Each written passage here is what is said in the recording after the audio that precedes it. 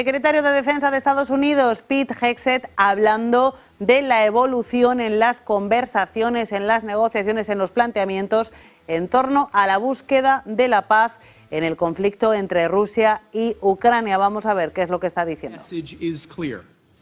The bloodshed must stop and this war must end.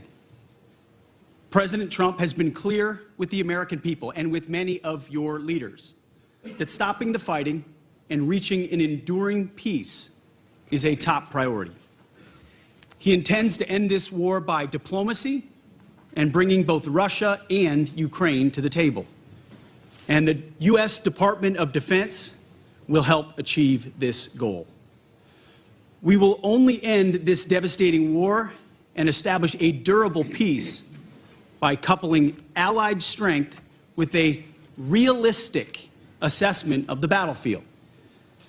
We want, like you, a sovereign and prosperous Ukraine.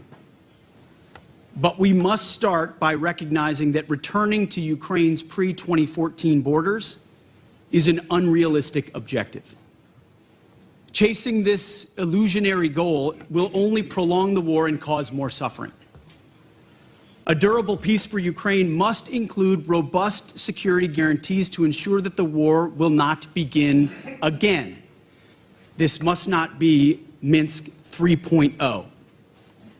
That said, the United States does not believe that NATO membership for Ukraine is a realistic outcome of a negotiated settlement. Instead, any security guarantee must be backed by capable European and non-European troops. If these troops are deployed as peacekeepers to Ukraine at any point, they should be deployed as part of a non-NATO mission, and they should not be covered under Article 5. There also must be robust international oversight of the line of contact. To be clear, as part of any security guarantee, there will not be U.S. troops deployed to Ukraine. To further enable effective diplomacy and drive down energy prices that fund the Russian war machine, President Trump is unleashing American energy production and encouraging other nations to do the same. Lower energy prices, coupled with more effective enforcement of energy sanctions, will help bring Russia to the table. Safeguarding European security must be an imperative for European members of NATO. As part of this, Europe must provide the overwhelming share of future lethal and non-lethal aid to Ukraine. Members of this contact group must meet the moment. This means donating more ammunition and equipment, leveraging comparative advantages, expanding your defense industrial base, and importantly, leveling with your citizens about the threat facing Europe. Part of this is speaking frankly with your people about how this threat can only be met by spending more on defense. 2% is not enough. President Trump has called for 5%, and I agree. Increasing your commitment to your own security is a down payment for the future, a down payment, as you said, Mr. Secretary, of peace through strength.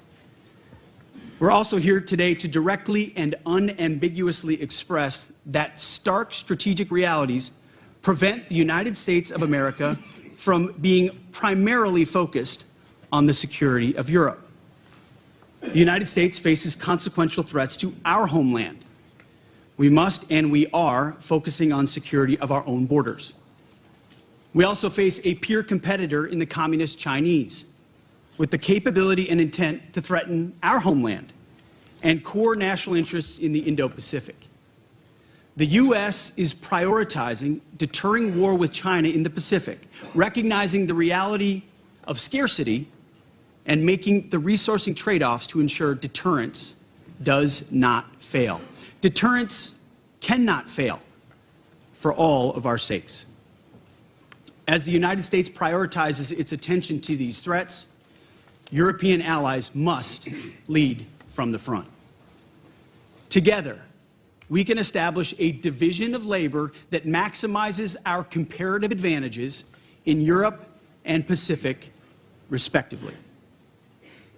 Escuchando al secretario de Defensa de Estados Unidos, Pete Hegseth, acaba de dar la noticia. Dice que no habrá tropas estadounidenses en Ucrania para mantener la paz y, sobre todo, dice, no es realista que Ucrania entre en la OTAN. Es la noticia en estos momentos. El secretario de Defensa de Estados Unidos, el jefe del Pentágono, manda este bajón para Ucrania, esta mala noticia para Volodímir Zelensky. Dice que no ve realista volver a las fronteras de 2014, que no habrá tropas estadounidenses en Ucrania como mantenimiento de la paz, como medida de seguridad para Ucrania. Para Volodímir Zelensky dice que no es realista que Ucrania entre en la OTAN. Una de las exigencias de Vladimir Putin, una de las exigencias también de Volodímir Zelensky, que decía que las garantías de seguridad deben incluir su entrada en la OTAN. Vladimir Putin decía que nunca, una de las opciones era que fuese hasta 2030, que hubiese hasta 30 años en los que no pudiese entrar en la OTAN. Putin, Rusia, decía que nunca podría entrar. El secretario de Defensa, el jefe del Pentágono de Estados Unidos, dice que no es realista pensar que Ucrania